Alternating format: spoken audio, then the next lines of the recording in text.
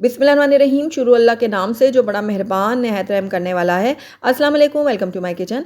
आज मैं आपसे शेयर करूंगी हैदराबादी मिर्ची के सालन की रेसिपी, जो बहुत ही चटपटी, बहुत ही मज़ेदार बन के तैयार होती है। आप इसको गरम गरम पराठों के साथ, पुलाव के साथ, बिरयानी के साथ, खिचड़ी के साथ, ये इसके अलावा प्लेन राइस के साथ भी सर्व कर सकते हैं। बहुत ही ये टेस्टी बनती है। आप इसको बना के एक दफ़ा रख दें फ्रिज में और हफ्ते तक इसको आप आसानी से इस्तेमाल कर सकते हैं। तो ज़रूर ट्राई कीजिएगा। तो चलिए फटाफट से इस चटपटी और मज़ेदार सी रेसिपी को बनाना शुरू करते हैं।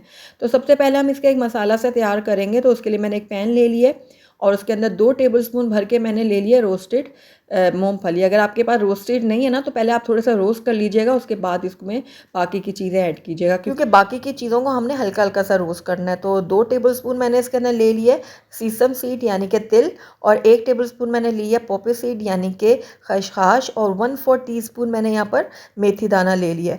अब इसको मैं हल्का हल्का सा ड्राई रोस्ट करूँगी। हमने इनको जलाना नहीं है, बस हल्का हल्का करेंगे कि इसमें हल्की हल्की खुशबू आने लगे।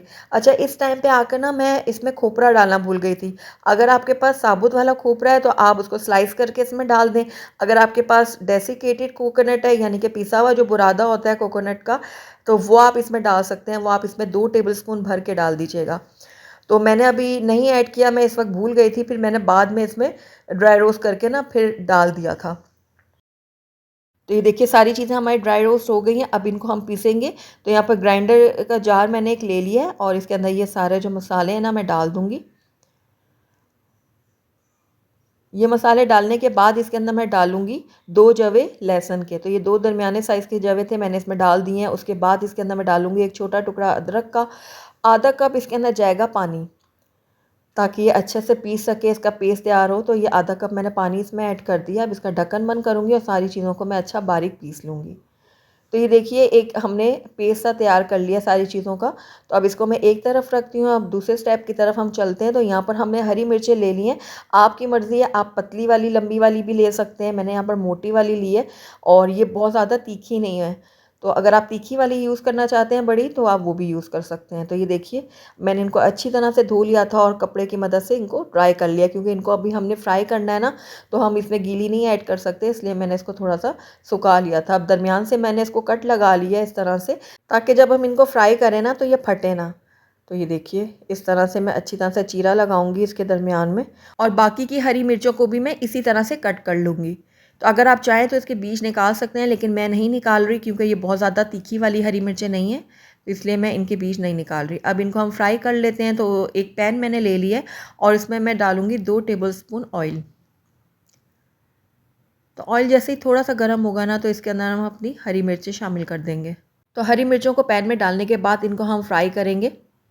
तो इस तरह से हिलाते जुलाते हम इनको फ्राई करेंगे। और अब ये देखिए इनके ऊपर कलर आ गया अच्छा सा। अब इनको मैं निकाल लेती हूँ मैं एक प्लेट में।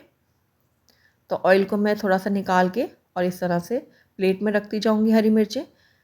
तो हरी मिर्चें निकालनी है मैंने प्लेट में, इनको एक तरफ रख देती हूँ। और उसी पैन में मैंने 3 टेबलस्पून ऑयल मज़ीद डाल दिया है। और उसके अंदर अब मैं ऐड करूँगी राई दाना। तो हाफ़ टी स्पून मैंने राई दाना इसमें डाला है। और साथ ही इसके अंदर मैं डालूँगी हाफ़ टी स्पून सफ़ेद ज़ीरा साबुत, और कड़ी पत्ते कुछ डालूँगी इसके अंदर। उसके बाद इन तीनों चीज़ों को मैं हल्का हल्का सा फ्राई करूँगी, ताकि इनकी खुशबू जो है ना वो ऑयल में अच्छी तरह से आ जाए। तो एक भगार सा हमारा ये तैयार हो गया।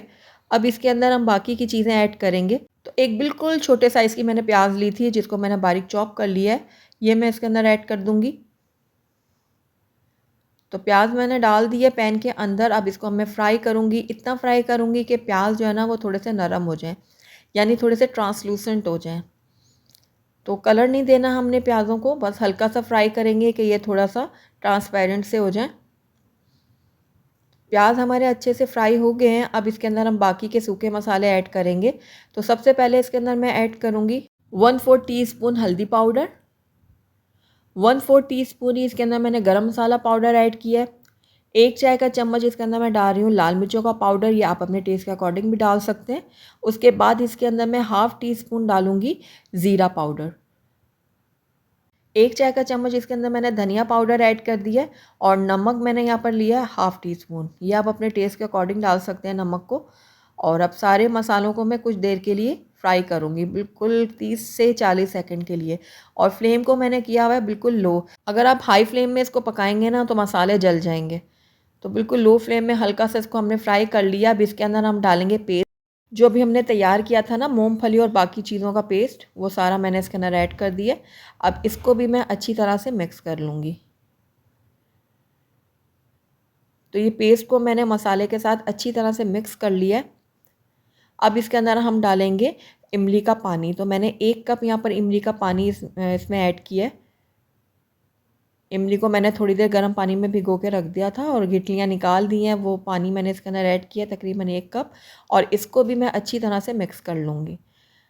अब इसके अंदर हम डालेंगे 1 टीस्पून गुड़। इससे बहुत ही अच्छा फ्लेवर आएगा हमारी मिर्ची के सालन में। और अगर आपके पास ब्राउन शुगर है ना, तो आप वो भी 1 टीस्पून डाल सकते हैं अगर आपके पास गुड़ नहीं है तो। बस इसको भी अब मैंने अच्छी तरह से मिक्स कर दिया। अब इसके अंदर जाएंगी हरी मिर्चें जो अभी हमने फ्राई करके रखी हुई थी। तो ये सारी हरी मिर्चें मैंने डाल दी हैं पैन के अंदर। इसको अब मैं थोड़ा सा मिक्स कर लेती हूँ मसाले के साथ। मिक्स करने के बाद इसको कवर करूँगी और बिल्कुल लो फ्लेम में ना 5 से 6 मिनट के लिए इसको पकने के लिए छोड़ दूँगी, ताकि सारे फ्लेवर जो हैं वो मिर्ची के अंदर चले जाएँ और मिर्चों के सारा जो फ्लेवर है ना वो मसाले में आ जाए। तो ये देखिए तकरीबन 6 मिनट हो गए हैं मसाले और हरी मिर्च को पकते हुए, और ये देखिए बहुत ही ज़बरदस्त सी खुशबू आ रही है, बहुत ही चटपटी मसालेदार सी।